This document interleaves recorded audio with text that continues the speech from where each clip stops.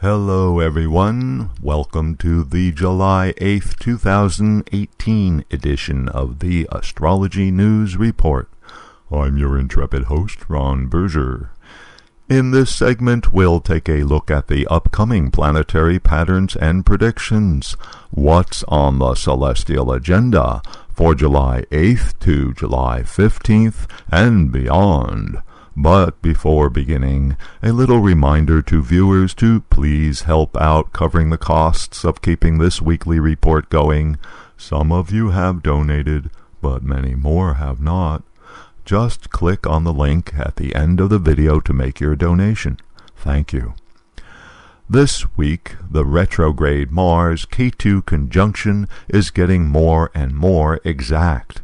By the end of this week, Mars will be just 1 degree from exact conjunction with Ketu.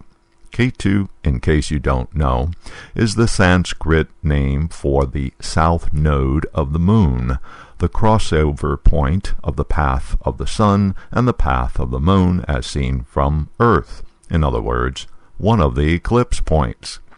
Both Mars and Ketu are moving backwards in the zodiac, but Mars is moving a little faster than Ketu and will soon overtake it. The exact conjunction of Mars and Ketu will be on July 20th at 11 degrees sidereal Capricorn. Mars and Ketu share some common traits. They are both fiery, in other words, can act in a sudden, destructive manner. This incendiary combination can manifest quite literally as fire. Note that over 60 wildfires, some of them huge, are already in progress in various areas of the United States. Note, too, that the Mars-Ketu conjunction is in the sign Capricorn, one of the earth signs, signifying such things as lands and forests. Also, Mars is now retrograde. The fiery planet of combat is being held back from its normal operations, and this builds up pressure, which can suddenly explode, like when something else comes along and adds in a bit more energy. And there is, in fact, something big coming. We'll be getting to that shortly. The new moon is this week, on Thursday, July 12th, at 26 degrees sidereal Gemini.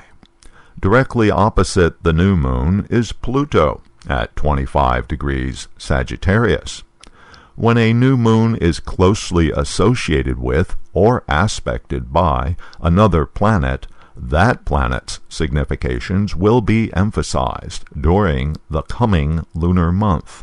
So, there's Pluto energy featured in this lunar cycle. Only discovered in 1930, Pluto is a relatively recent addition to astrology. Modern Vedic astrologers ascribe a Shiva-like quality to Pluto. It is the planet of complete destruction, followed by rebirth. Pluto gets associated with large-scale events and is considered as having generational, in other words, long-range effects. Thus, Pluto is something to be reckoned with when it gets closely involved with other astrology factors. This lunation begins the Hindu lunar month Ashada, named for the nakshatra, the lunar sign, Uttara Ashada, where the full moon normally falls during this time of the year, except that this year, 2018, the full moon will be in the succeeding nakshatra, Shravana, on July 27th. Thus, the energy of the moon takes on the significations of Shravana, a nakshatra that is associated with societal norms, in other words, cultural traditions. But the really important point about this lunar month is that the full moon will be a total lunar eclipse, and this lunar eclipse is right on top of that retrograde Mars-Ketu conjunction. The ancients considered eclipses to be portentous, in other words, signifying something bad was going to happen in the near future. The potential for something bad to happen gets increased if there's a natural malefic, in other words, Mars or Saturn, subsequently transiting through the eclipse degree. So, as I was saying earlier, retrograde Mars conjunct Ketu is like a ticking time bomb waiting for something to come along and set it off. That something turns out to be a full moon on July 27th, and since it's a total lunar eclipse, the potential for nasty events extends into the future.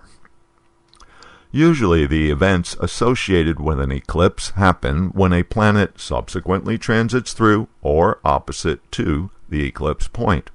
This time, we have retrograde Mars in near exact conjunction with the eclipse point when it occurs, which suggests that there is some kind of event either already in progress or happening immediately. What type of events can we expect?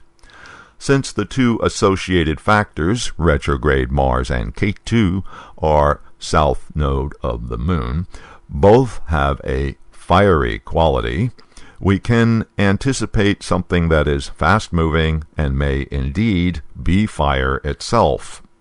Already in the United States, there are major wildfires raging in dozens of locations. Another clue comes from the sign that the eclipse is in, Capricorn. Capricorn is the sign of order.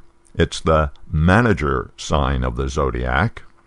A really negative astrology pattern in this sign indicates a lack of order or mismanagement. The Mars-Ketu combination is already a signification of chaos, so the current prime example of mismanagement is the mismanagement of illegal immigrant families coming across the southern border of the U.S., which has turned into a major headache for the Trump administration. Last year, there was a total solar eclipse at the end of August, followed shortly by Mars interacting with that eclipse point. The associated events then were 3 devastating hurricanes. What exactly happens this time? Lots of possibilities out there, but be assured, whatever it is, it will be dramatic. Both the Pluto opposition to the new moon and the Mars-Ketu conjunction with the full moon eclipse are a setup for some extreme events. Stay tuned. By the way, have you noticed there are no ads on this YouTube channel? That's because some viewers have responded to my request for donations. A big thank you to those who are helping to keep the Astrology News Report going and ad-free. You too can become a supporter. Just click on or touch the donation card you see here, which will take you to the donation page. Thanks, and until next week.